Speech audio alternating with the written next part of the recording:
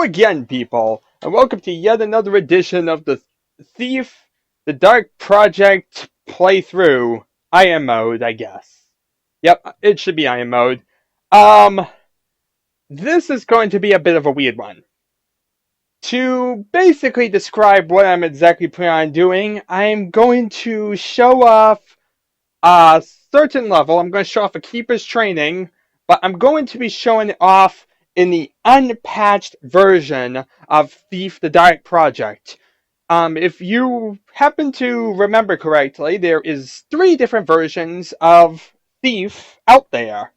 There is the original 1.14 release, which is the unpatched version. There is the 1.33 release, which is the patched version. And then there's the 1.37, which is basically gold. So, yeah, 2 versions of Thief the Dark Project and 1 version of Thief Gold. I've already showed you both the 1.33 version of Thief the Dark Project and the 1.37 version, which is Thief Gold. That leaves only the 1.14 version as the only one I have not really played with. This is because of several reasons. One, using this particular version is not exactly the most stable on my computer for whatever reason. For some reason, the 1.33 patch made things a lot more stable for me on my computer than the original one was. I don't know why my particular copy is so unstable, but I have yet to be able to manage to get a better copy or anything that would get anything more stable than this. So, I'm basically going to be showing this as is. It's not going to be the prettiest, not going to be the best way I could possibly do this if it was optimal, but it's something to get it out of the way just to show it and say, here it is, I've shown it. And I guess if I ever figure out a way to do it in the future, I guess I'll update it. But like I said, honestly, I think this is the best way I can figure out to do it. So that's what I'm going to do. Anyway, there is several different things I've had to do to kind of get this one working right. OBS does not want to hook with it for whatever reason. It will hook with the other 2 versions of Thief, but it will not recognize this version for whatever reason. So that means I need to use monitor capture. I need to basically just capture my monitor, and I basically have changed the resolution to be the largest resolution of Thief, which means that in-game it's going to look fine. Outside of it, it might look like a mess, but when playing the actual game, it should be a full window. But there is a minor problem. It is a bit unstable because it is trying to basically show monitor capture. It doesn't draw direct draw elements smoothly. This means that the health bar is not shown, text in general on the screen is not going to be shown, and most things are going to be pretty unstable, to say the least. Paintings flicker. In general, everything's just going to be very, very unstable looking. It's not exactly the most enjoyable experience at all. The copy I have has cutscenes that don't work. So if you're expecting to see any cutscenes or whatnot, we've already seen them in the other versions. So I don't believe there was any changes between them, but we can't really check to find out. And conversations seem to be a hit and miss. It depends on which conversations. The Bear Pits conversation I know for a fact does not work, but the tutorial mission stuff seems to be in place. So it seems to be dependent what exactly works, which isn't ideal at all, but like I said, guards in general seem to be a lot more silent, and yeah, it's just not the prettiest release. So this is why I never normally mess with it. I wouldn't be messing with it now, but like I said, I decided, why not just show a thing as if, best way I can capture it, it is actually playable to an extent. You gotta limit the number of CPU cores for it to work, which you just do by going into your task manager, set affinity, and you can select the number of appropriate CPUs. That sometimes works. Sometimes they'll still be too unstable and it will crash. Honestly, I wouldn't really recommend trying too much of an IM mode on this version. Like I said, honestly, the other 2 versions I have are pretty good. It's just this version in particular just does not want to work for me.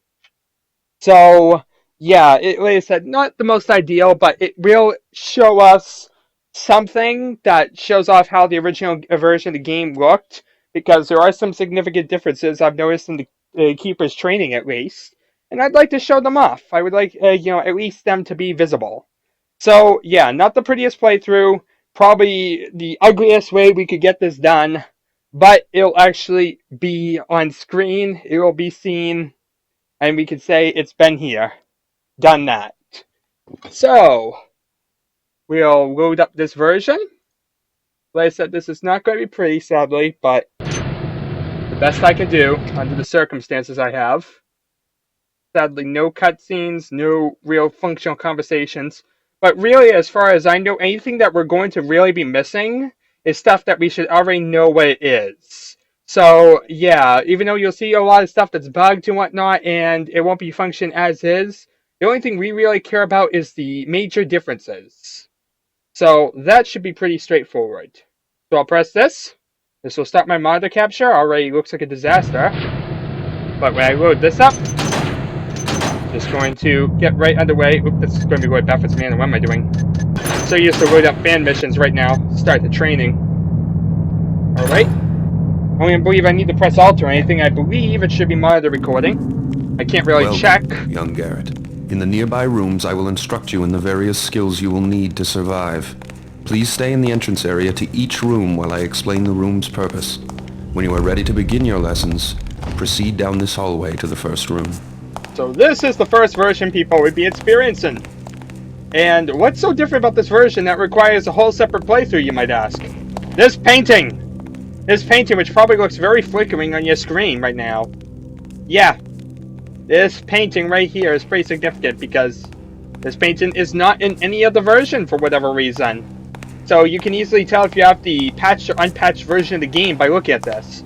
You remember correctly, I did not have a video for the 1.33 version of this because there was only one significant difference, and that was the timing of the gate in the area up ahead, the sound area. It would close later, more delayed than the Thief Gold, which I actually like better in my opinion, but that's just me.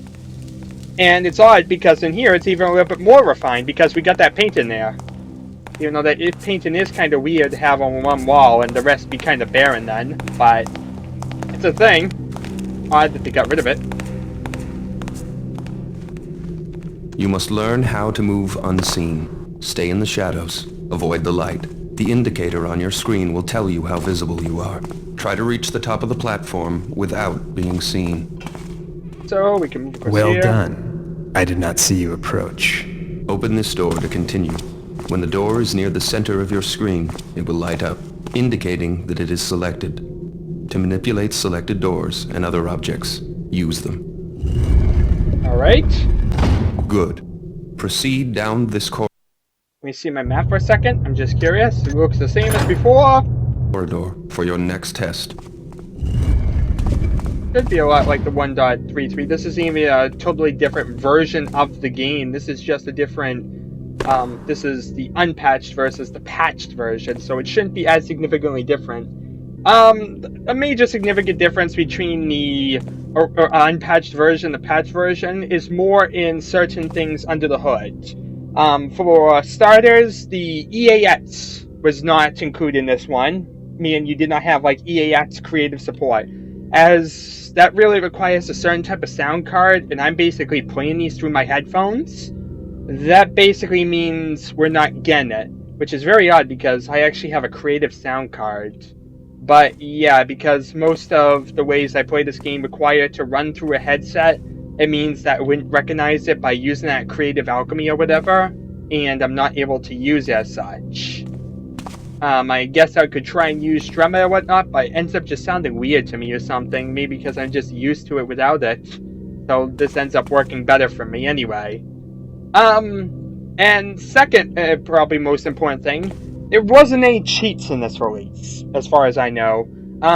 I believe you could probably pull up the console. As you can see, I pulled up the console there. But you can't exactly do, like the money cheat, the money cheat, the level select cheat, and most significantly, for these fan missions at least, would be the level skip cheat. I pressed the buttons. That's the key combination for a level skip. And yeah, it does absolutely positively nothing. That was introduced in the 1.33 patch, meaning it does not do anything useful here. So yeah, a bit more of a you have to play the missions in order to get through them and kind of create your level select manually, but it works. And like I said, it's nice just to kind of check out and see these little minor refinements generally, because there's not going to be too many, but like I said, nice little things to check out. So let's continue, since I've been talking for a little bit about the little differences. Now you must learn to move quietly. Some surfaces are louder than others when walked upon, and moving quickly makes more noise than moving slowly. Listen to your own footsteps to hear how much noise you are making. The instructor will have his back turned. You must get to the top of the platform without being heard. I could hear that. Try again. Remember, walk on quiet surfaces and move slowly. Alright. Very good. I did not hear you traverse the room. Beyond this door is a hallway that will lead you to your next task. And here's the major difference between Thief the Dark Project, the 1.33 patch, and the 1.37 Thief Gold Edition. If this was Thief Gold, this gate would already be closing. I could stand right here, and the gate could lock on me. I'd be trapped, perhaps. And I've actually shown that off in like one of my goof-off videos. This is not the case in Thief the Dark Project. It does not close immediately behind you. You have to move way up there for it to close. So a pretty big difference in the fact that you can't get stuck in the Thief the Dark Project like the Thief Gold. Not exactly sure why they changed the timing, but that's a thing. So, me over here would be required to time that gate. But that's the major difference between the 1.33 versus the 1.37, if you guys were wondering. Beyond that, there's no other differences, if I recall correctly. Everything else is a 1.14 versus 1.33 difference, which I'll show off the rest when we get to them. Now get your weapons. To pick up objects, select them by centering them on screen until they light up. Then use them. Choose your weapon now. Try readying your sword, and then your bow. You can always put them away again if you need your hands free. Now let's go out to the courtyard for some target practice. Ready your bow. Knock an arrow and draw back the string by holding down the attack button. Make sure you draw all the way back, or your shot will not have full power. Take aim, and when you are ready to shoot, release your attack. See if you can hit one of these targets. Good shot. Keep practicing if you wish. When you are ready to proceed, approach the training dummy and ready your sword. Swing at the target with the attack button. A quick tap will give you a slash. Move the tip of your sword to the left of the target for a left slash, and to the right of the target for a right slash. Hold the attack button down, then release for an overhead swing. Try both slashes and the overhead swing on the practice dummy.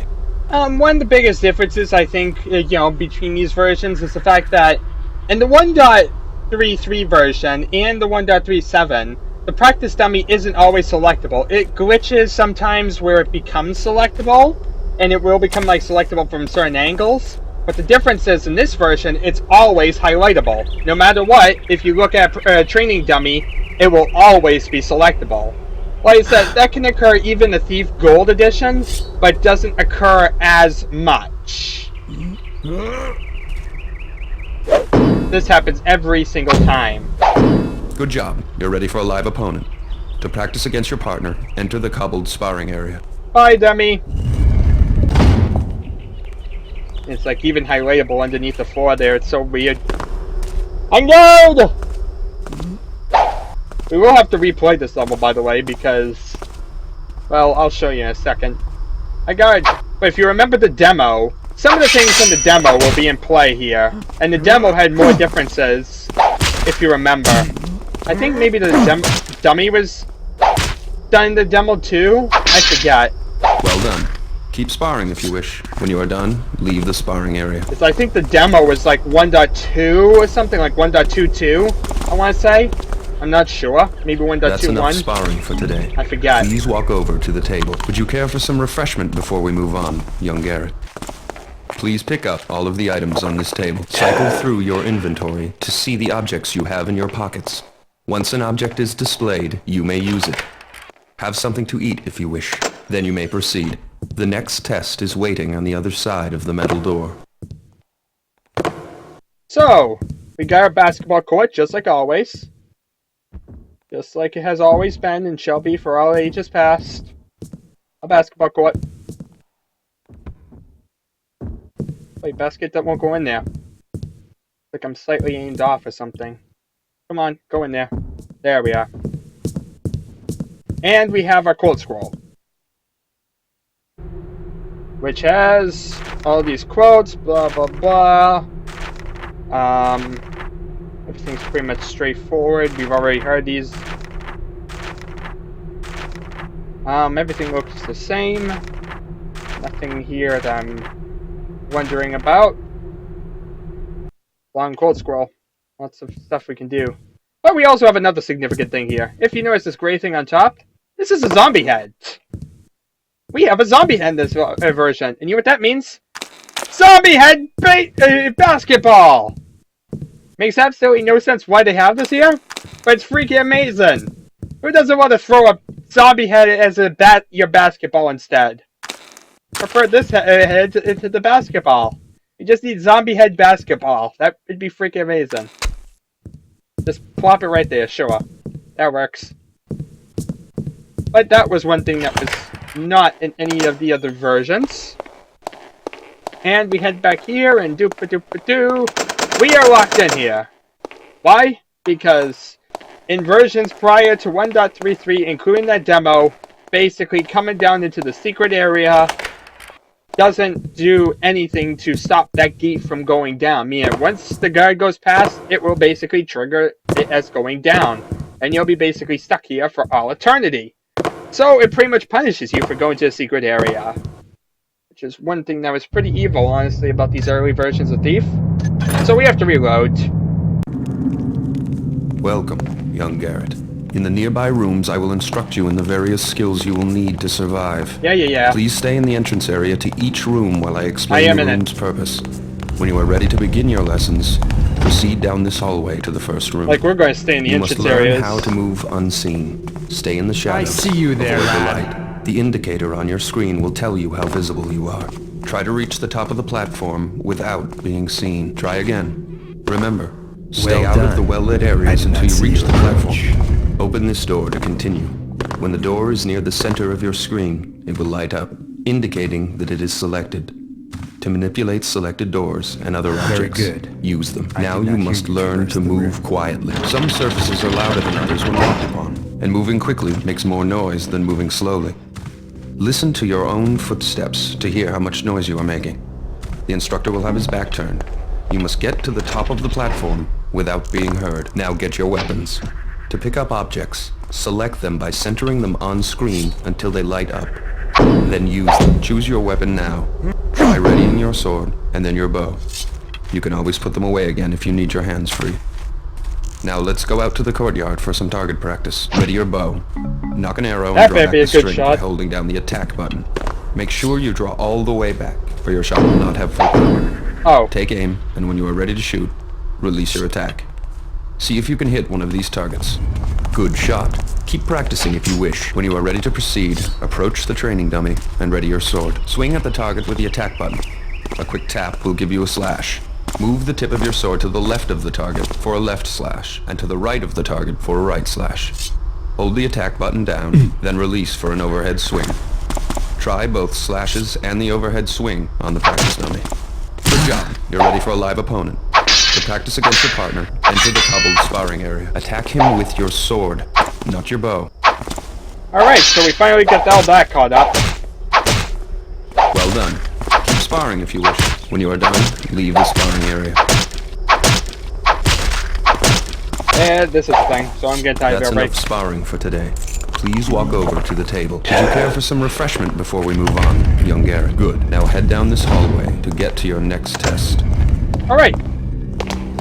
Get past all that chaoticness and just get right to head down here.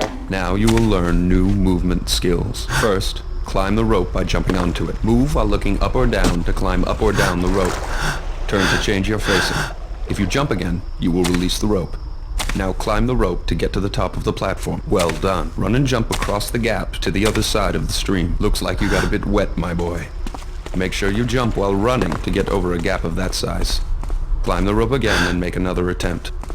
Good jump. This obstacle is easy to climb if you know how. First, move close to the wall. Next, jump to grab the edge of the wall and pull yourself up. Good job. I am most pleased with your progress. You have passed the last test for today. If you wish, you may stay to practice your climbing and jumping, or swimming, ducking, leaning, or crawling. When you are finished, you may return to your chambers by going through that red door. Farewell. Well, I think we've done a bit more than the Keeper wanted us to do. Yeah. Do not think you want to be get out here. Through the red door? Okay. And the significant difference. This version has 2 statues! 1, 2. That's a big difference. Those were not there in the other versions. So the Keepers were training me to be one of them. But I found other uses for those skills.